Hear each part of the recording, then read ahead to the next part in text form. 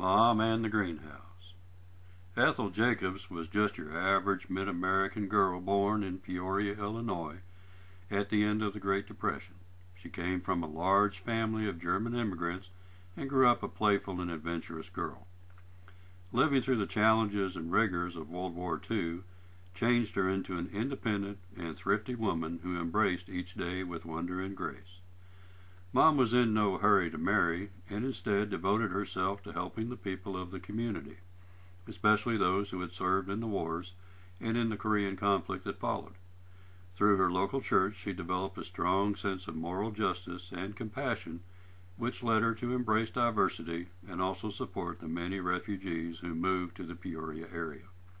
After meeting and falling in love with Dad, whose name was Herman, but everybody called him Jake, she took on the task of mother, wife, and business partner.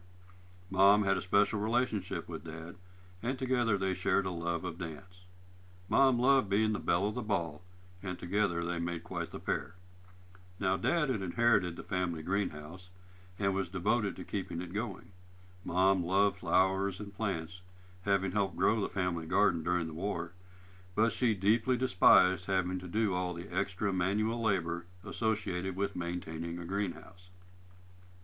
Every spring she would put her foot down and adamantly argue the need to close the greenhouse for the benefit of the family, but would always acquiesce to Dad's desire to keep the family legacy alive.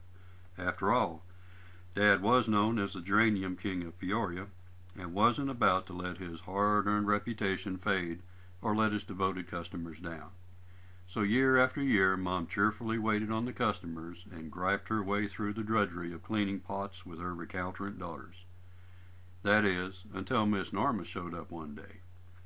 Now, Miss Norma came from the affluent side of town and had quite a reputation for being difficult to get along with.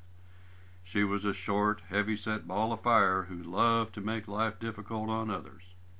Somehow, Mom had managed to avoid her for many years, but this year Miss Norma set her sights on Mom. Nobody really knows why she did, but everybody knows what happened afterwards.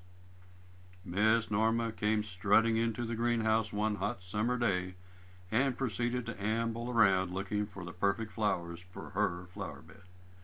Time and again, Mom asked if she could help pick something out, but Miss Norma wasn't having any of it. She just kept looking and making derisive comments about the color or size or shape of the flowers until she began to sound like a broken record stuck on a grating note. Mom took it all in stride and did her best to remain pleasant. Then Miss Norma settled on a box of flowers and began her ultimate tirade. The flowers were perfect in color, shape, and size, but lo and behold, they were spaced in the planter unevenly. She declared, "How dare you sell unevenly spaced flowers? Everybody knows they have to look perfect to go into all the good gardens." That was the last straw. Mom's patience had run out with Miss Norma and the greenhouse. Mom grabbed that planter for flowers from Miss Norma's hands and laid into Miss Norma like a dog jumping in a trash can after fresh bones. All Miss Norma could do was stand there with a shocked and dumbfounded look on her face. By the time Dad came rushing in to intervene, Miss Norma's face was redder than a new fire engine. As it was, Miss Norma threw up her chin, spun around, turned, and stomped down the greenhouse, never to return. For the next few days, Mom found she had pressing matters she had to attend to, and somehow just wasn't able to work at the greenhouse.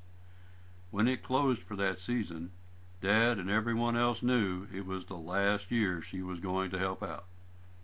Later that year, Dad told Mom that he had decided to spend less time working at the greenhouse and was just going to continue to offer his geraniums to those who wanted them. The next spring, Mom announced it was time for the family to start seeing the sights, and nobody, not even Dad, gave her an argument.